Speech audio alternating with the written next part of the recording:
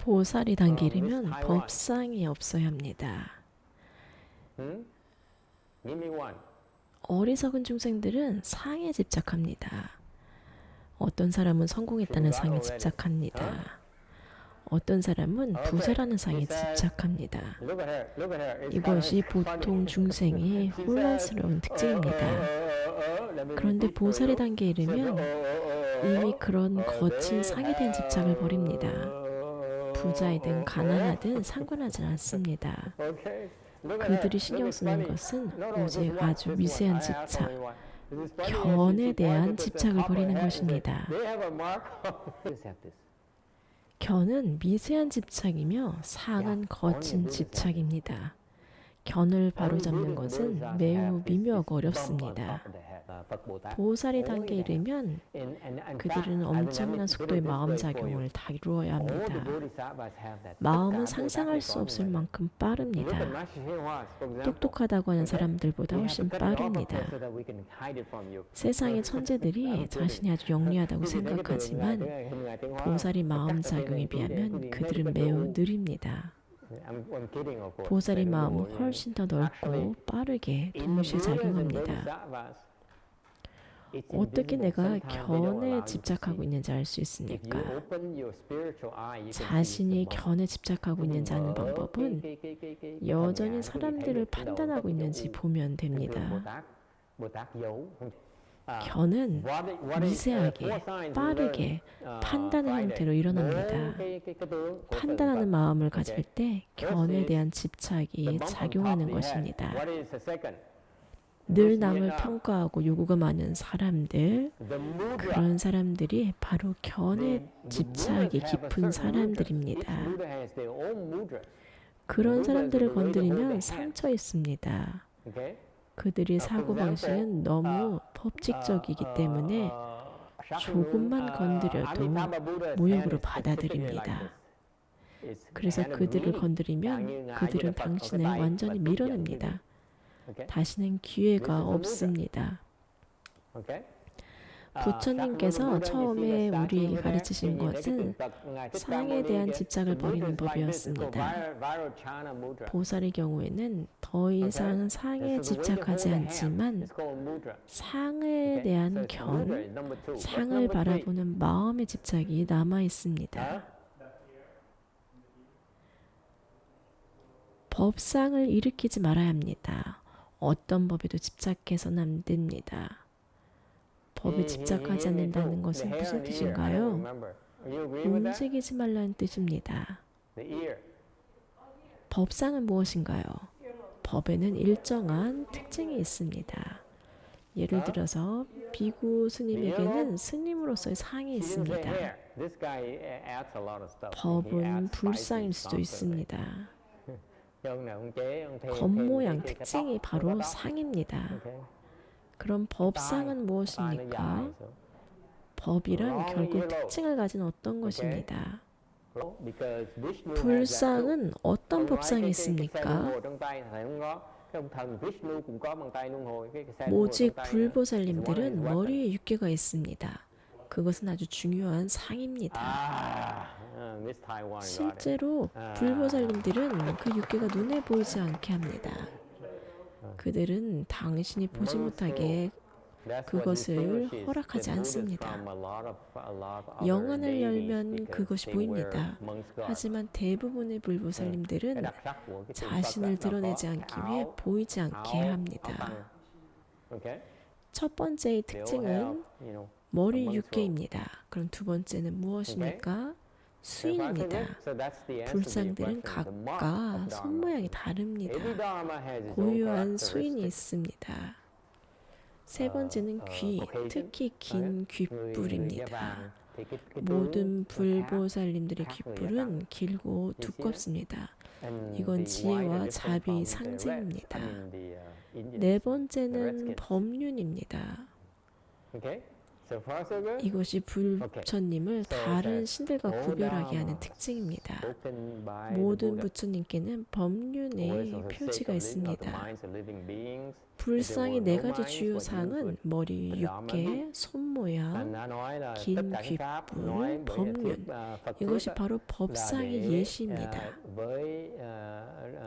모든 법에는 저마다의 특징이 있습니다. 베트남인의 얼굴 특징은 백인과 다르고 백인은 인도인과도 다릅니다. 모양과 특징으로 각각 구별되는 것. 그것이 바로 상입니다.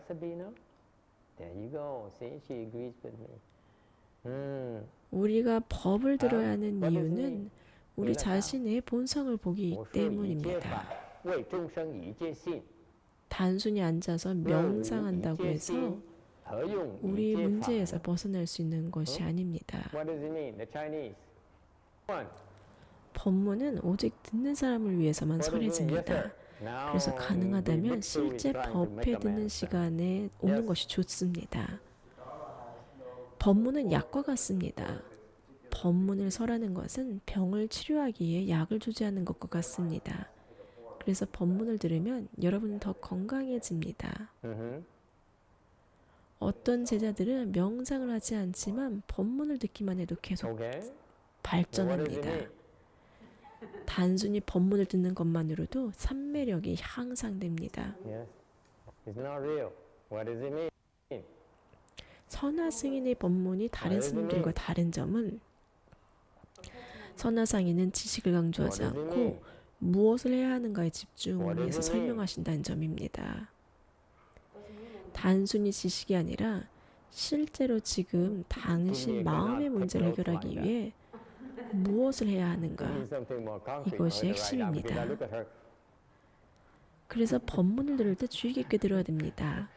그리고 존경심을 가져야 합니다. 법문은 당신에게 주어진 선물이기 때문입니다. 존경심이 없으면 이해할 수가 없습니다. 당신이 열등하기 때문에 나는 당신을 존중하지 않는다. 이렇다면 그는 자신의 문제를 해결할 수가 없습니다. 법문이 당신에게 주어지지 않는 이유는 무엇인가요? 존중하지 않는다면 법문은 당신에게 주어지지 않습니다. 당신이 해야 할 것은 항상 존경심과 감사하는 마음을 갖는 것입니다. 법문을 받기 위해서는 먼저 법기가 되어야 됩니다. 그래야 다른 사람을 도울 수가 있습니다. 이것이 보살이 이해하는 바입니다. 법문이 주어지기 전에 스스로 가치 있는 법기가 되도록 준비합니다. 법문은 청자근기에 따라 설해집니다. 그래서 한 법문을 듣고 다른 법문하고 비교하면 같은 경문이라도 이해가 안 될 수 있습니다. 금강경에서는 금강지혜와 진정한 공의 경이로운 원리에 대해 배웁니다. 금강경에는 5가지 평등이 언급되었습니다. 중생과 부처의 평등, 공과 유의 평등, 모든 법의 평등, 일자와 타자의 평등, 모든 견해의 평등입니다. 법문의 평등, 모든 법문은 평등합니다. 모든 법문은 본질적으로 평등하며 부처님의 눈에는 어떤 법문도 다른 법문보다 위에 있지 않다는 뜻입니다. 이것이 반야의 지혜입니다. 모든 법문은 자취가 없기 때문에 평등합니다. 체는 같지만 상은 다릅니다. 체가 공하기 때문에 평등합니다.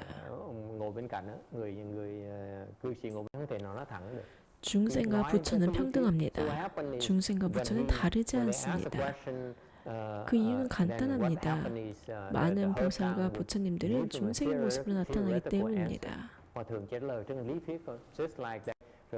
공과 유가 같습니다. 공은 곧 유고 유는 곧 공입니다.